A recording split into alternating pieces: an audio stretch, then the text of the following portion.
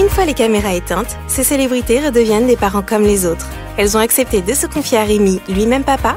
Voici leur quotidien. Parents d'abord.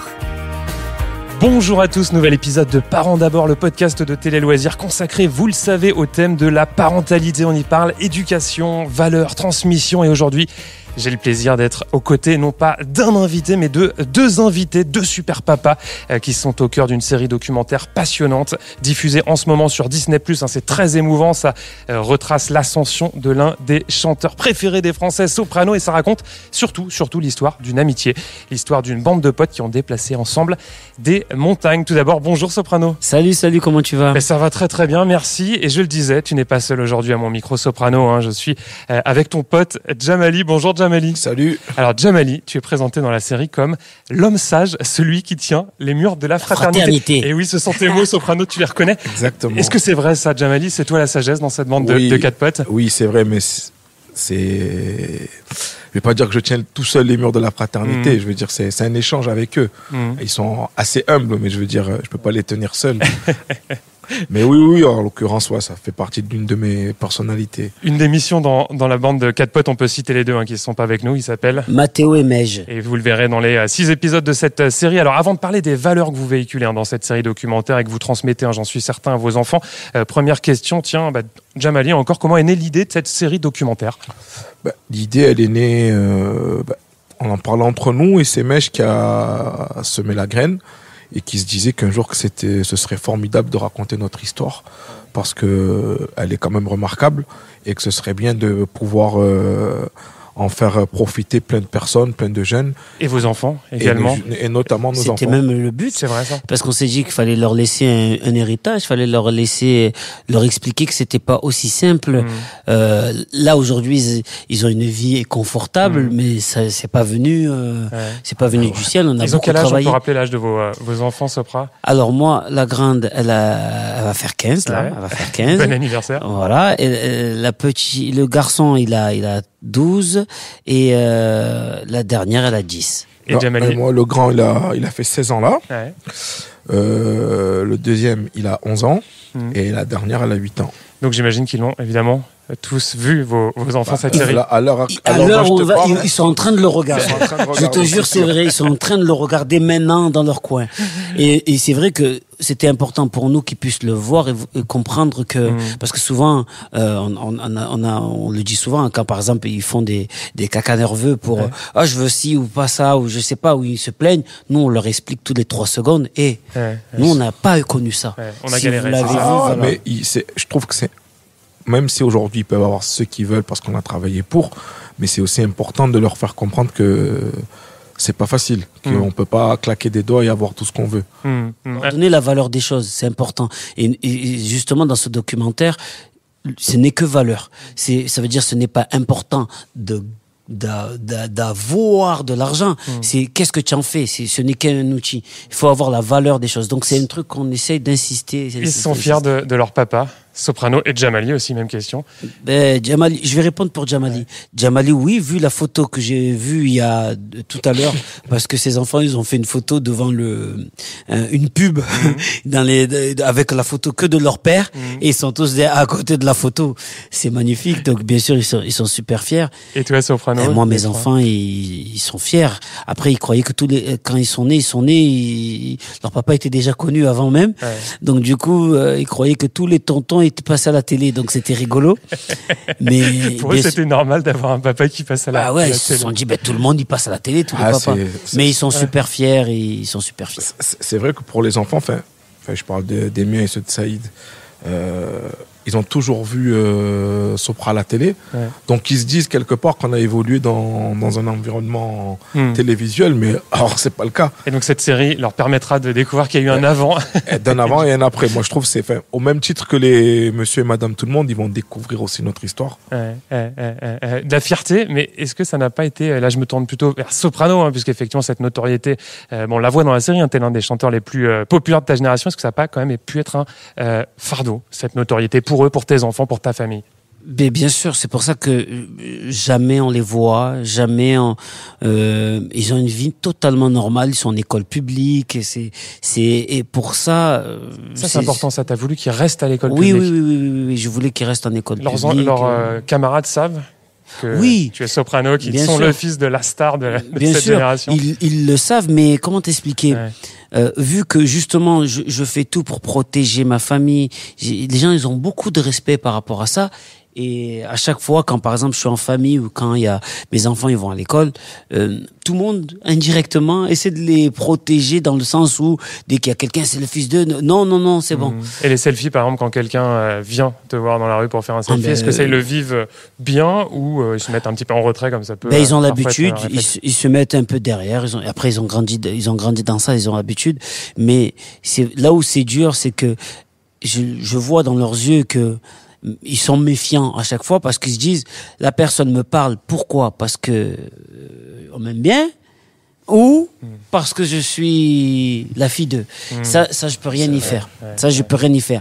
Mais ils font attention. Là où c'est un peu dur aussi, c'est surtout pour mon fils, parce que lui par exemple, lui avec ses 2 garçons, il peut aller dans les tournois de foot de ses enfants. Moi, c'est un truc qui est un peu plus compliqué parce que quand j'arrive dans un tournoi, c'est l'émeute, donc c'est compliqué pour les gamins. Voilà. C'est très compliqué. Même chaque fois que j'y vais, je pense à Saïd, je me dis. Mais s'il devait faire ça, ce serait injouable en fait. Mais je me cache. Des fois, je prends une voiture. C'est quoi la technique? C'est je me mets de soleil. Ma femme, elle y va en premier. Elle y va, elle regarde, elle me dit bon, il y a un endroit où tu peux prendre la voiture et tu te mets sur le côté. Donc je me mets sur le côté. Je suis dans la voiture, je me reste à côté d'une grille, j'ai la capuche et je regarde ces matchs comme ça. C'est adorable. Donc effectivement, ne pas se priver de ces matchs, même si c'est compliqué. Alors dans cette série documentaire, on revient notamment sur un épisode tragique. C'était en 1995 quand un Français d'origine comorienne est assassiné par des colleurs d'affiches du Front National, Soprano. Vous dites, et c'est très fort, que c'est à ce moment-là que vous prenez conscience que vous êtes noir. Jamali aussi, cet épisode vous a beaucoup marqué. Tous les deux, le racisme, est-ce que c'est quelque chose dont vous parlez avec vos enfants? On commence par Jamali. Moi, personnellement, même je pense aussi Saïd, c'est un truc dont je parle. Alors moi, c'est encore plus précis parce que lui, ses enfants, sa femme est noire aussi. Donc sa femme, ça le concerne. Moi, ma femme, elle est italienne, d'origine italienne, blanche. Donc du coup, mes enfants, ils sont métis. Donc c'est très important que je leur explique que dans tous les cas, quand vous marchez dans la rue, vous n'êtes pas blanc, même si votre mère est blanche. Je sais pas si tu comprends ce que je veux dire. C'est compliqué parce que justement, parfois pour les métis, c'est une double difficulté. C'est un racisme qui peut aussi venir d'un côté comme de l'autre. Des deux côtés. Très dur. C'est très difficile. Donc bien sûr, on en parle beaucoup. Après, mes enfants, les gens ils font pas gaffe, mais dans mes chansons, quand j'en parle, je fais exprès parce que je sais que mes enfants ils vont écouter. Donc du coup, j'en parle dans mes chansons pour que eux, quand ils écoutent ou quand leurs collègues écoutent, puissent entendre mon message que justement quand je fais un morceau comme Cosmopolitanie, c'est que à la tolérance, on le rappelle. C'est très important pour moi que les gens mes enfants puissent comprendre que lui, s'il est juif, il est musulman, il est homo, il est noir, on s'en fout. Chacun, le but, c'est qu'on soit tous heureux tant qu'on dépasse pas la liberté des autres. Est-ce qu'ils ont déjà été victimes de racisme? Mes enfants, pour l'instant, sinon ils me l'auraient dit, je pense pas. Les tiens? Ils ont été notamment Camille, mais il y a très longtemps. Je veux dire, t'es dans un club de foot. Il était petit. Je pense que quand on est petit, on se rend pas compte forcément de l'impact des mots. Et moi, je laisse plus ça aux parents et que les parents et les enfants récupèrent certains extraits. Mais hormis ça, ils n'ont pas été victimes de racisme pur. Non, je pense. Les attentats du 13 novembre 2015, ça c'est quelque chose qui vous a aussi profondément marqué. C'est au cœur du 4e épisode de cette série documentaire. Vous qui êtes musulman, je me tourne vers Sopra. Comment est-ce que vous avez géré cela avec vos enfants? Est-ce que vous leur avez dit ça risque d'être un petit peu compliqué pour vous? Il risque d'y avoir en France peut-être davantage d'islamophobie. Comment ça s'est passé en novembre 2015 quand ces attentats surviennent à Paris? Alors je vais raconter une histoire qui est magnifique. C'est notre anecdote du soir même. Le 13 novembre, nous on est en concert. Je sais pas si c'est dans le bus, je crois, la veille d'un concert. Je sais pas si Angoulême ou en dessous Paris, pas très loin de Paris. Voilà, on est à côté. Mais ma femme est née le 13 novembre. Donc t'imagines. Et elle monte avec mes sœurs, avec nos femmes, avec tout le monde, pour justement venir fêter l'anniversaire à Paris. Et en plus, le resto qu'ils ont réservé, c'est le resto où justement il y a eu les attentats. Mais la SNCF, il y a eu un retard. Donc du coup, le train n'a pas pu les amener. Donc elles ont eu beaucoup de chance. Mais elles venaient aussi surtout pour venir à notre concert du 14 novembre qui était au Zénith de Paris. Donc pour nous, ça nous a déjà fait beaucoup peur quand Jamal nous appelle, nous dit les gars, on allume la télé, regardez ce qui se passe. Il se passe quelque chose. Regardez ce qui se passe. Et on est en train de voir, moi en panique, j'appelle ma sœur, j'appelle ma femme, je lui dis qu'est-ce qui se passe. Elle me dit on est dans le train il s'est arrêté, on n'est pas arrivé, on a un retard dans le train, au resto, mais on vient de voir que le resto c'est là-bas où ils ont tiré. Et du coup, nous on a eu très peur. Et la première chose, et souvent c'est lui qui le dit, et voilà, les gens ils vont encore mélanger. Ils vont encore tout mélanger. Et c'est pour ça qu'on ne pouvait pas ne pas faire le concert qu'on a fait le 15. On était obligé de le faire parce que justement, en tant que jeunes des quartiers, noirs, musulmans, comme je dis souvent, on a beaucoup de trucs à défendre. Si c'est à nous de montrer que justement ce n'est pas l'islam ou ce n'est pas des jeunes des quartiers. Discutez, on en parle tous les jours. Tous les jours avec eux. Moi j'en parle tous les jours. Moi je leur fais des cours, je leur explique ce qu'est la religion, les trois religions, même le bouddhisme, je leur explique. La couverture à toutes les religions. Il faut qu'ils comprennent c'est quoi. Voilà. Et lui encore, c'est encore un autre cas. Ne serait-ce que leur expliquer. Et après, je pense qu'il y a un truc qui est fondamental par rapport à nous parents, c'est le comportement. C'est nous comment on se comporte envers les gens. Je pense que c'est le meilleur vecteur d'éducation qu'on puisse leur donner. Donc l'éducation et la tolérance, ça vous dit, c'est au cœur des discussions avec vos enfants. Je me retourne vers Sopra. Oui. Et l'éducation religieuse aussi, parce qu'on voit dans le documentaire, on revient quelques années en arrière, c'est très important. Tout petit, vous étiez effectivement dans une école où on vous enseignait avec un professeur le Coran. Vos parents aussi étaient très très attachés à la religion. Ça, aujourd'hui, vous leur transmettez cette foi, cette éducation religieuse, ces valeurs que véhicule l'islam? Alors, c'est encore un peu plus différent parce que nous, on a grandi dans un quartier, par exemple, Jamali était dans mon quartier. Il venait dans mon quartier pour aller à l'école coranique. À Marseille, il y a beaucoup de Comoriens. Et qui dit Comorien, la culture est vraiment, ça a approprié Marseille. Donc, dans les quartiers, on avait tous au moins un prof coranique pour nous apprendre. On avait l'impression qu'on était aux Comores, en fait, un peu indirectement. Donc, du coup, c'était quelque chose de naturel d'aller à l'école coranique.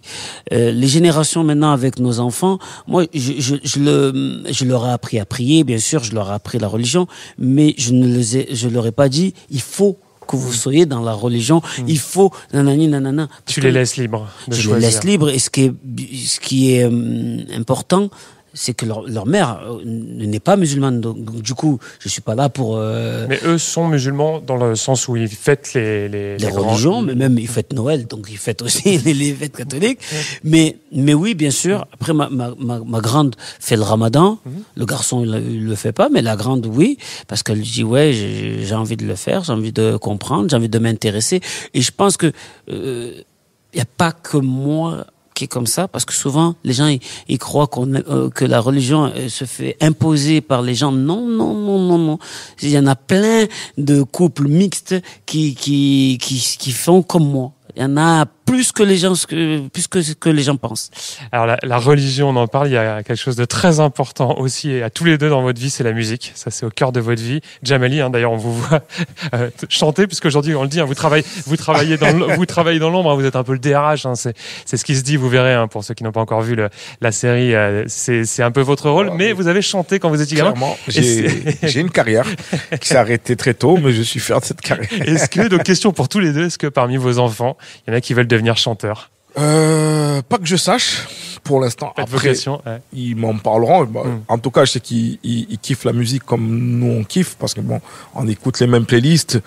C'est pas comme nous à l'époque où on pouvait pas écouter, on écoutait la musique de nos parents, mais on pouvait pas dire, ouais, regarde ce chanteur, il tue. Là, on écoute les textes, ouais, regarde, il dit de la merde, etc. Mais, pour l'instant, le grand, il a 16 ans.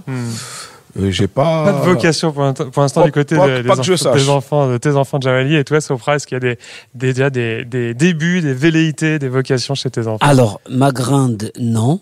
Non. Elle veut travailler dans le comment ça s'appelle comment ça s'appelle? Elle veut travailler dans les sciences.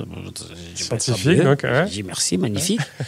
Mon garçon, lui, il en a rien à faire, il veut faire du sport.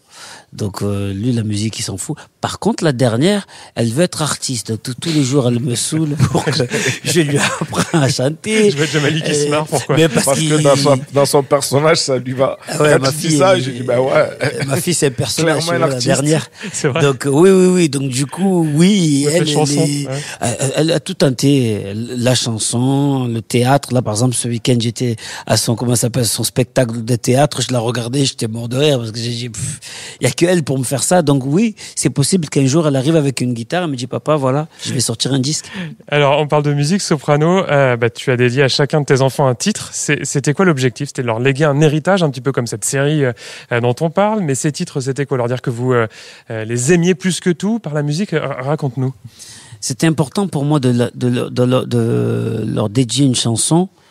Surtout que j'ai fait une première qui s'appelle Inaya, la chanson Inaya au nom de ma fille, qui elle, cette chanson, j'avais pas d'idée derrière. Je l'avais faite parce que je venais d'être papa pour la première fois. C'est un truc de fou.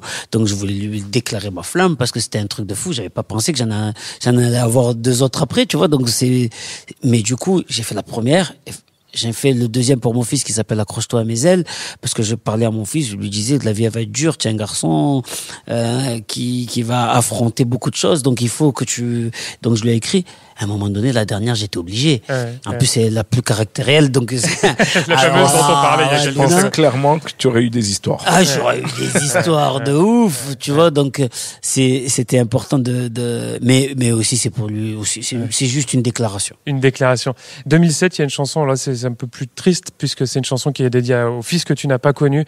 Ça n'est pas dans la série documentaire. Est-ce que c'est quelque chose qui aujourd'hui est évidemment toujours une blessure et comment tu as réussi à la penser, cette cicatrice qui évidemment se refermera jamais, mais en fait, on l'a pas mis dans le documentaire parce que justement, on voulait pas en parler parce que ça ne concerne pas que moi. Ça concerne une autre famille et d'autres familles. Donc c'est pour ça que même souvent, j'en parle pas beaucoup, mais quand je l'ai écrite cette chanson, bien sûr, c'est une blessure et ça restera une blessure toute ma vie. C'est comme ça. Jamali, tu le connaissais à cette époque? Sopra, je l'ai connu en 90. Donc, du coup, j'ai traversé cette période. 16 ans, effectivement, cette période, il t'a accompagné oui, on était tous. On était tous là, déjà. Amis, on était tous ensemble. Et tu sais, ce documentaire, ce qui est magnifique, c'est que quand je regardais chaque fois les interviews de chacun, je me disais, putain, mais j'ai de la chance, hein. Bon, ils me cassent les pieds tous les jours, mais quand même, j'ai de la chance qu'ils soient là, tous là. Parce que sinon, on aurait tous pété les plombs à un moment donné avec les vies qu'on a eu, les problèmes qu'on a eu et tout.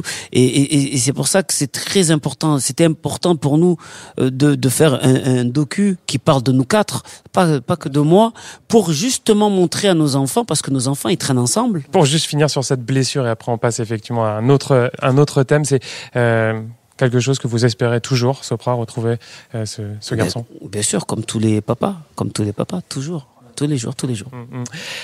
Alors, on le voit dans ce programme, et c'est peu de le dire, vous avez tous les deux, enfin tous les 4, ils sont pas là, Mej et Mathéo, mais un emploi du temps de dingue quand vous êtes en tournée. Alors, question pour tous les deux, comment, avec votre famille, vous réussissez à vous organiser quand vous êtes comme ça à 200, je vous vois me regarder, 200 jours par an. Alors, forcément, ne pas être avec vos enfants pour les coucher, faire leurs devoirs, est-ce que c'est un crève-cœur et surtout, allez, soyons positifs. Comment vous faites pour compenser quand vous êtes déjà, de retour à la maison? Aujourd'hui, il y a les téléphones. Donc, moi, je parle avec mes enfants sur WhatsApp. Tu leur envoies en continu des vidéos, des photos. On s'appelle. Après, il y a leur mère qui prend le relais, qui est très, très, très, très organisée. Donc, ça fait plus de 16 ans qu'on est organisé, qu'elle sait ce dont elle doit s'occuper. Et moi, quand je suis là, par contre, je les emmène à l'école, je les emmène au foot, j'essaie de compenser comme je peux. D'être là à 100%. Exactement. Par contre, quand on est là à 200%. On peut pas être là à 10%, le repos, etc. Mais après, c'est une organisation qui s'est mise en place naturellement, quoi. Et Soprano, c'est pareil, toi aussi, par les téléphones, par les photos, les WhatsApp et tout ça, tu donnes des nouvelles. Il y a des horaires où on se FaceTime tout le temps. Après, comme nos enfants, ils sont un peu plus grands, du coup, on a de la chance, ils ont le téléphone. Ça veut dire que ma fille et mon garçon, les deux premiers, c'est comme si j'envoyais un texto à mon pote. Donc, du coup, je suis avec eux constamment connecté. Mais quand même, il y a toujours un fast time le soir.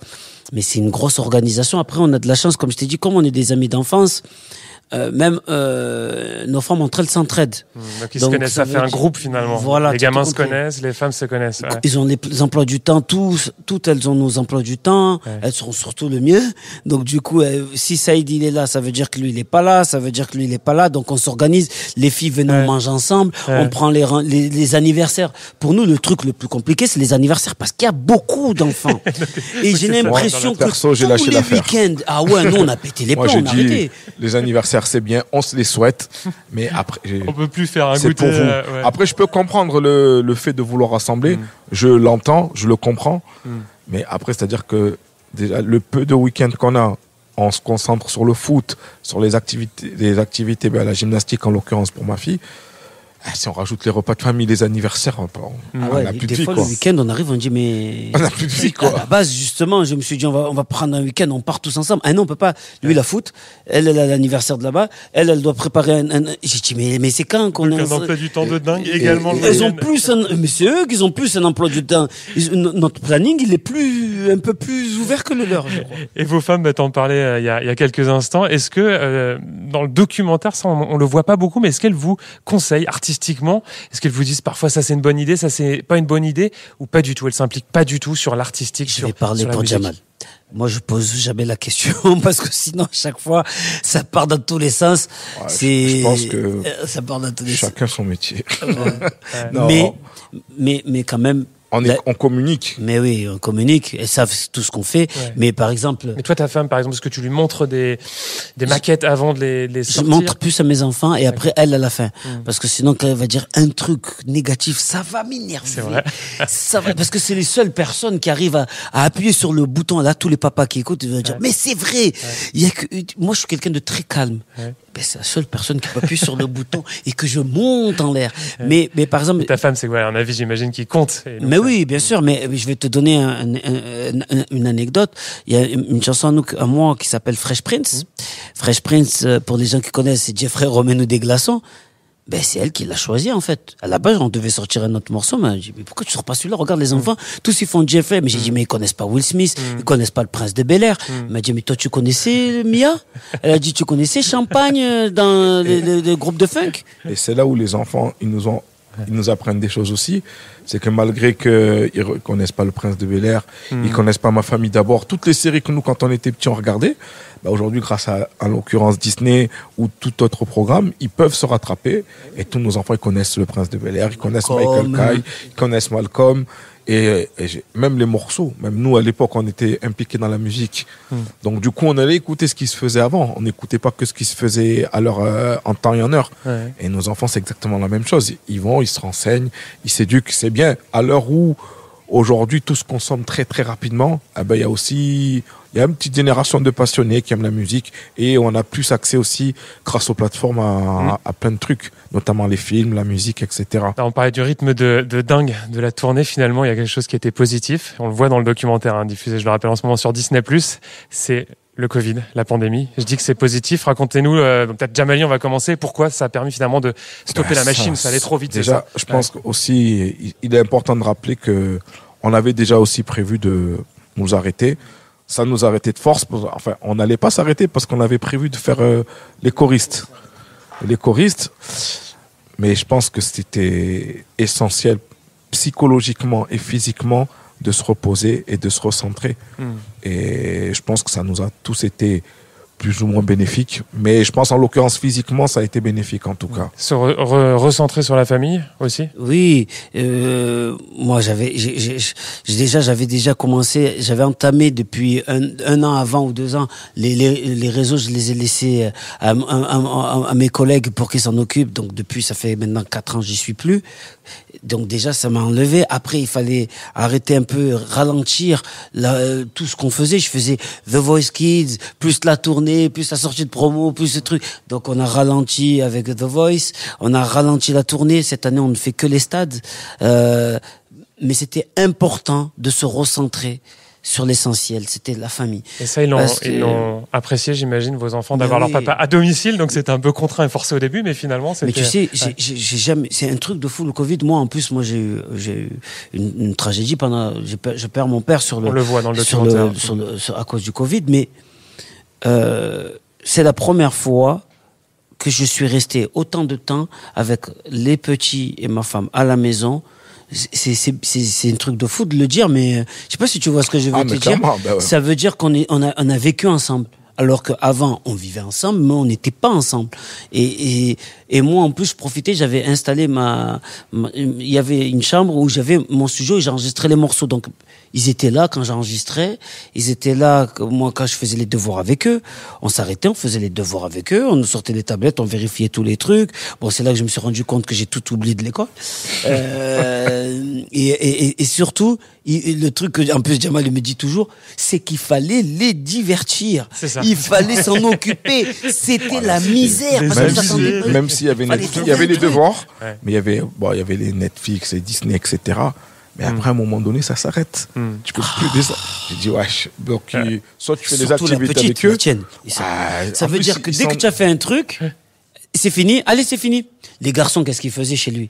Ben, ils allaient prendre la tablette, ils allaient regarder un match, la play et tout. Mais en plus, il n'y avait plus de foot. C'était terrible. Ça, tout était à l'arrêt, on le rappelle. Tout était. Après, bon, même, ils avaient sorti l'expression sur Twitter, j'ai fini Netflix. Je me souviens de ça. C'est que... Et ça fait que sa fille et la mienne, toutes les 3 secondes. Nous, on n'avait même pas le temps de se poser. Je m'asseyais. Il se fatigue vite. Mais oui. J'ai fini ça. On fait ça. J'ai fait quoi? J'ai dit, attends. Parce que tu dirais que t'es patient, soprano, comme papa. Moi, oui. C'est justement... Dernière question, tiens, avant de vous laisser le mot de la fin. Vous définir en tant que papa, parce que ça, c'est presque la première question que j'aurais dû vous poser dans ce podcast, comme caractère. Tiens, on va commencer par Jamali en tant que papa, et ensuite on conclura cette discussion. Vas-y, après, moi, je donnerai comment il est. Moi, comment je suis. Un faux calme. Je sais que ça, il va dire quoi, papa, comment rien. Non. Comment je peux me définir? Patient. Ouais. Je pense que, il faut être patient pour éduquer des enfants, pour pas s'énerver, parce que des fois, on prend la tendance à être débordé. Mais pour les accompagner sur les tournois, etc., il faut une vraie patience de prophète. Je rajouterai un truc sur lui. Sur Jamali, ouais. C'est surtout ses 2 fils, c'est ses potes. Ça veut dire, lui, c'est un grand blagueur. Ben, ses 2 enfants, j'ai jamais vu ça. On dirait qu'on vit un one-man show tous les jours chez eux, parce qu'ils sont toujours en train de se chambrer, de se faire des blagues, de se faire des... Bon, après lui, il a toujours été comme ça. Mais quand tu vois ses enfants, un jour, ils arrivent à Dubaï, ils lui font une surprise, ils s'assoient dans le resto, d'un coup, ils arrivent, tout le restaurant, il amène un gâteau d'anniversaire, et c'est ses enfants qui ont dit, joyeuse, mais c'était pas vrai. C'était juste une blague. Et là... il m'avait eu, ils s'étaient mis 2 matchs avec les... En plus, ils parlent pas anglais. Je sais pas comment ils ont réussi à faire passer le message. Les mecs, ils sont revenus, joyeux anniversaire et tout. Je les vois mort de rire. J'ai dit, regardez. Bravo. Et toi, Saïd, soprano, comme papa, tu dirais que t'es un papa forcément aimant, comme Jamali, évidemment, mais pas de passion aussi. Très patient. Rigolo, blagueur. Blagueur, mais moi, c'est moins des blagues comme lui, parce que je fais des blagues, il m'appelle Papa Blague Pourri. C'est vrai, c'est ton surnom. Ouais, mais regarde, rigole, ça veut dire il sait déjà. Ça fait que, je sais pas pourquoi, mais mon père était comme ça aussi. Ouais. C'est que je fais que des blagues chez moi, j'aime bien raconter des histoires. Par contre, je suis un papa avec beaucoup d'imagination, parce que j'invente des jeux, j'invente des histoires rocambolesques. Bon, après, c'est mon côté artiste qui fait ça. Donc, je suis un peu regarde ce que je veux dire. Le papa 4e enfant de ma femme. Allez, pour conclure ce podcast, j'aimerais vous laisser le mot de la fin, Soprano et Jamali. C'est la coutume dans ce podcast de Télé Loisirs. Imaginons que vos enfants tombent sur ce podcast, écoutent la discussion que l'on vient d'avoir. Elle est disponible sur toutes les plateformes. Quel message souhaiteriez-vous leur adresser en quelques mots rapides, allez l'un après l'autre? On va commencer par vous, Jamali, s'adresser à vos 3 enfants. Alors, j'espère que vous travaillerez bien, parce qu'il faudra vous occuper de moi quand je serai vieux. Et comme ma fille m'a dit, mais papa, tu es déjà vieux. Donc voilà. Ça fait beaucoup rire, soprano. Et que je les aime surtout. Ouais. Oh, putain, et toi, soprano? J'adore. Ben, le plus important, soyez soudés, soyez ensemble, Parce que si vous trois vous êtes ensemble, rien au monde ne peut vous arriver. Et je trouve que c'est trop important quand je vois des familles qui se disputent pour des héritages, des frères qui ne se parlent plus. Moi, c'est le pire truc. C'est le truc qui me brise le cœur. Je trouve que c'est trop important, trop important. Restez soudés. Dessus, c'est incroyable. Il faut que les enfants, ils soient solidaires. Il faut qu'ils se parlent quoi qu'il arrive. Il faut pas qu'il y ait des problèmes d'argent. C'est vraiment triste de partir et de plus parler. Enfin, moi, je pense qu'on rate nos vies si on fait ça. Ouais. Aimez-vous, restez ensemble. C'est trop important. Parents d'abord.